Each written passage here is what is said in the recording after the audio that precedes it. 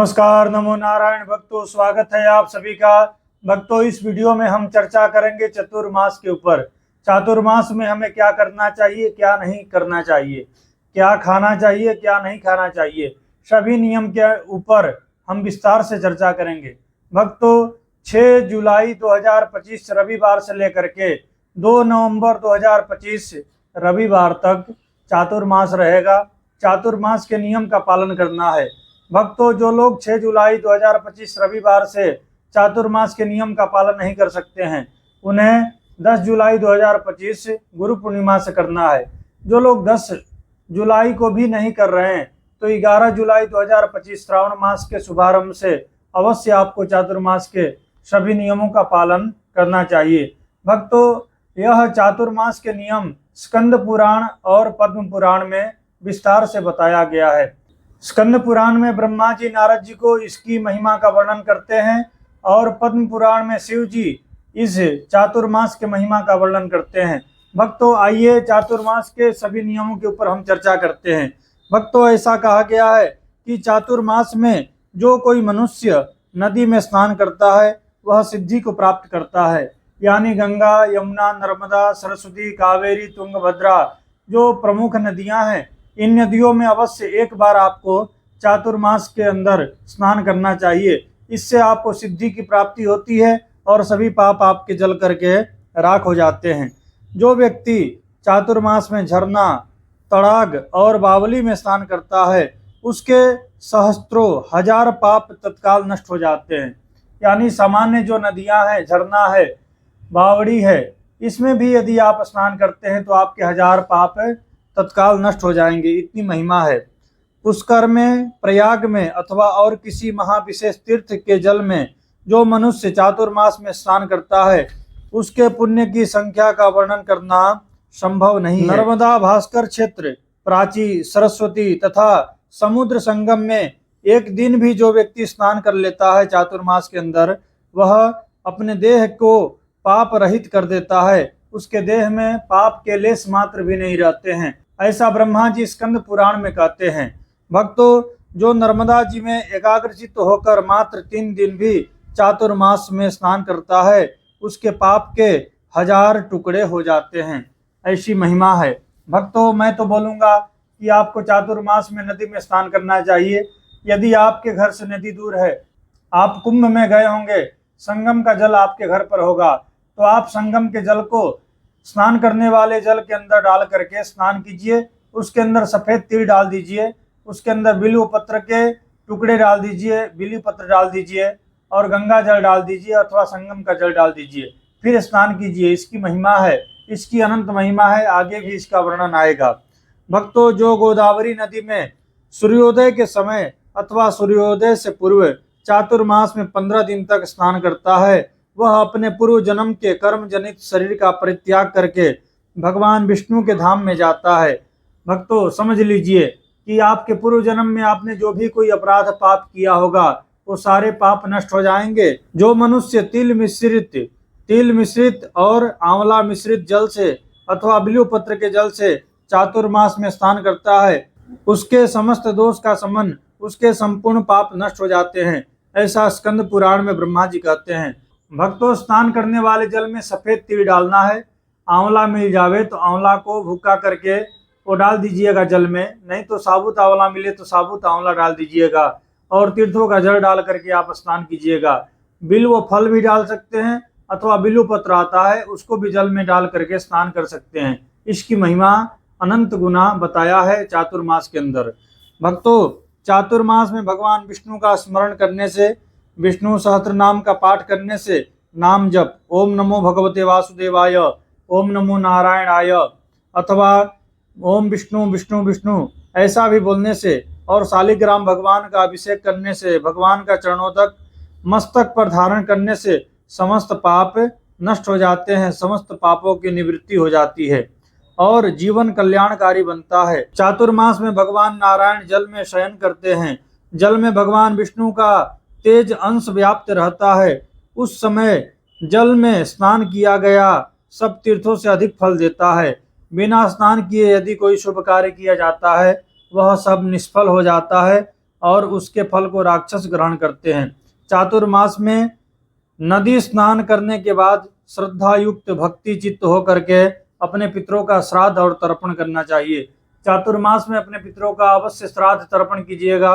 भक्तों, चातुर्मास में विवाह नहीं होता है, मांगलिक कार्य नहीं होता है, परंतु आत्म साधना होता है, आत्म कल्याण के लिए अनुष्ठान होता है, पितरों का श्राद्ध तर्पण किया जा सकता है।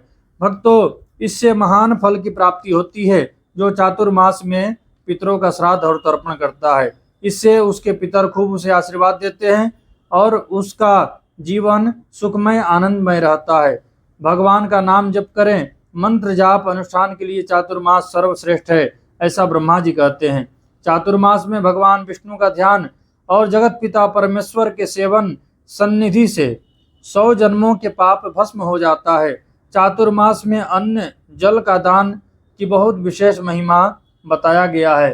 भक्तों, चातुर्मास में अन्न का दान करना चाहिए, जल का भी दान करना चाहिए। अन्नो ब्रह्मा रसो विष्णु भोक्ता देवो महेश्वर, त्रिदेव हैं। अन्न जो होता है, अन्न में ब्रह्मा जी का वास है।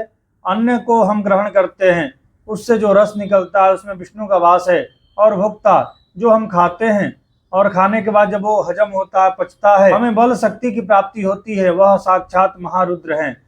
तो अन्न का दान, जल का दान चातुर्मास में करना चाहिए। चातुर्मास में दूध, दही, मट्ठा, घी का दान महान फल देने वाला होता है।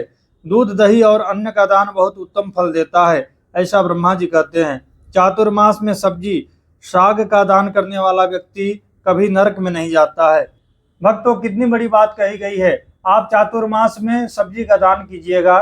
हरी सब्जी आपको क्या करना है, पालक हुआ, गोभी हुआ, आपको देखिए बीट नहीं दान करना है, आपको मूली नहीं दान करना है, आपको गाजर नहीं दान करना है, आपको बैगन का दान नहीं करना है, आपको प्याज लहसुन का दान नहीं करना है। इसके अलावा सभी सब्जी का दान आप कर सकते हैं। चातुर्मास में जो कोई व्यक्ति वस्त्र का दान करता है वह व्यक्ति प्रलय काल तक चंद्रलोक में निवास करता है।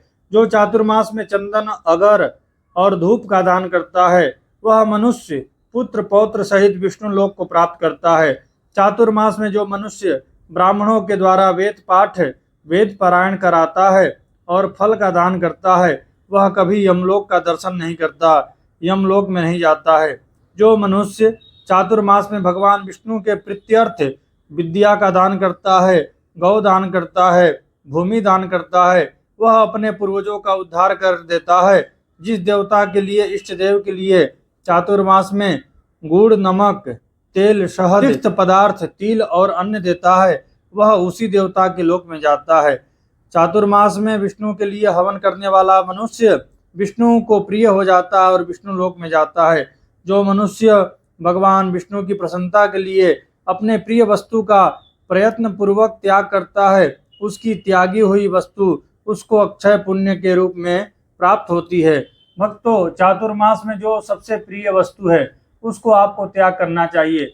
जो भी आपका प्रिय हो, यानी आपको जो भी अच्छा लगता हो, ऐसा लगता है कि आप दूध पीते हैं तो दूध का त्याग कर दीजिए चातुर्मास में।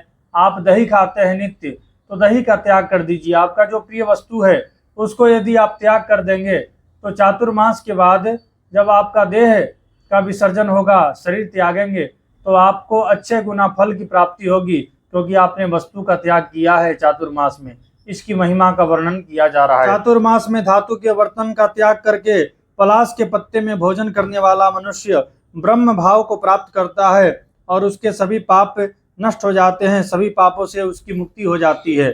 भक्तों, गृहस्थ मनुष्य को तांबे और कांसे के बर्तन में कभी भोजन नहीं करना चाहिए। चातुर्मास में मदार के पत्ते में भोजन करने वाला मनुष्य अनुपम फल को प्राप्त करता है। चातुर्मास में विशेषतः बरगद के पत्र में भी भोजन करना चाहिए।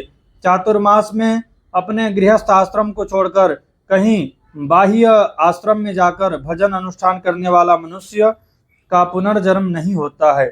यानी चातुर्मास में ब्रह्मचर्य व्रत का पालन करना चाहिए। आप गृहस्थी हैं तो भी आपको ब्रह्मचारी के भांति रहना चाहिए। अपने घर को त्याग करके हो सके तो कहीं किसी मंदिर का आश्रय ले लेवें, कोई धार्मिक स्थल में जाकर के वहां पर नियम संयम पूर्वक अनुष्ठान करें, भजन करें, कीर्तन करें। ऐसा करने से उस व्यक्ति का पुनर्जन्म नहीं होता है, वह वापस धरती के ऊपर लौट करके नहीं आता है। चातुर्मास में मिर्च का त्याग करना चाहिए। काली मिर्च हो, लाल मिर्च हो, हरी मिर्च हो, मिर्च का त्याग कर देना चाहिए। चातुर्मास में जो व्यक्ति मिर्ची का त्याग करता है, मिर्च का त्याग करता है, वह राजा बनता है। चातुर्मास में रेशमी वस्त्र का त्याग करने वाला व्यक्ति अच्छे सुख को प्राप्त करता है। चातुर्मास में उड़द और चना का त्याग करने वाले व्यक्ति का पुनर्जन्म नहीं होता है।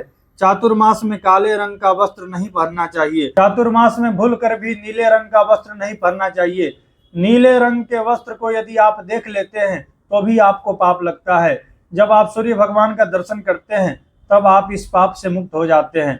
यानी काला और नीला रंग चातुर्मास में बिल्कुल नहीं ग्रहण करना चाहिए, नहीं पहनना चाहिए। इसका वस्त्र को त्याग देना चाहिए। चातुर्मास में केसर का त्याग करने से व्यक्ति राजा का प्रिय हो जाता है। फूलों का त्याग करने से मनुष्य ज्ञानी पद को प्राप्त करता है, ज्ञानी बनता है। चातुर्मास में सैया बेड का त्याग करने से व्यक्ति को महान सुख की प्राप्ति होती है। चातुर्मास में भक्तों हो सके तो आप पलंग के ऊपर न सोएं, आप नीचे जमीन के ऊपर आसन बिछा करके, बेडशीट बिछा करके, कंबल बिछा करके आप सोइए। ये तपस्या के लिए, अनुष्ठान के लिए चातुर्मास है। आप संभव हो यदि कर सकते हैं, कमर का दर्द ना हो, शरीर अस्वस्थ ना हो, तो आप बेड को छोड़ करके नीचे जमीन के ऊपर सोने का प्रयास कीजिए। इससे बहुत लाभ मिलता है और सभी पापों से मुक्ति मिलती है। चातुर्मास में पर निंदा नहीं करना चाहिए, दूसरे का चुगली निंदा करने से बचना चाहिए। चातुर्मास में नाखून नहीं कटवाना चाहिए, केस नहीं कटवाना चाहिए, केस नहीं संवारना चाहिए, दाढ़ी बाल नहीं बनवाना चाहिए। ऐसा यदि कोई नियम का पालन करता है तो उसे अक्षय सुख की प्राप्ति होती है और उसे नित्य गंगा जी में स्नान करने के बराबर फल की प्राप्ति होती है। जो मनुष्य चातुर्मास में प्रतिदिन एक समय भोजन करता है उसे द्वादशाह यज्ञ करने का फल प्राप्त होता है। जो मानव चातुर्मास में केवल दूध पीकर रहता है उसके हजारों पाप तत्काल नष्ट हो जाते हैं। यानी चातुर्मास में आप दूध पी करके भी रहते हैं ना, तो आपके 1000 पाप रोज नष्ट हो जाते हैं। इतनी बड़ी महिमा है।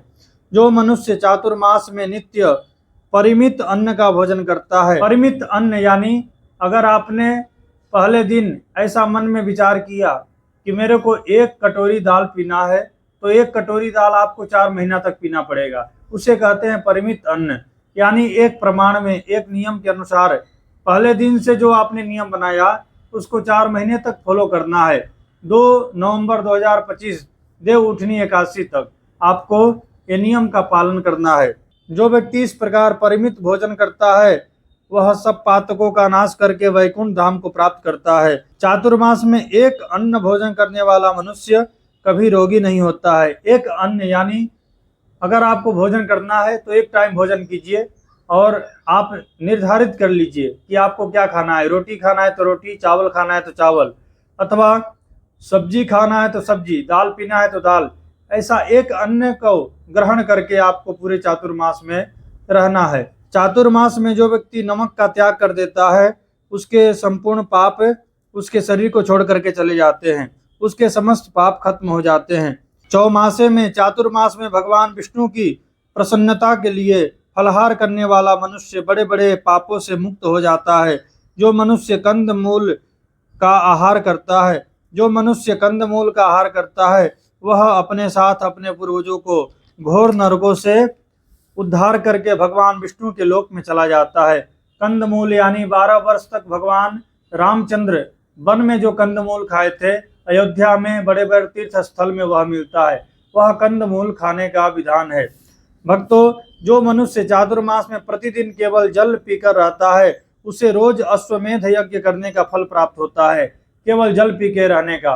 यदि आप रोज जल पी के नहीं रह सकते हैं तो आप कम से कम 3 दिन, 5 दिन अथवा विशेष तिथियों के ऊपर आप जल पी करके रहिए। चातुर्मास में जो व्यक्ति भागवत कथा, भागवत पुराण को सुनता है, पढ़ता है, गीता जी का पाठ करता है, रामायण की कथा सुनता है, शिव पुराण की कथा सुनता है अथवा पढ़ता है, वह मृत्यु के बाद मोक्ष धाम को प्राप्त करता है।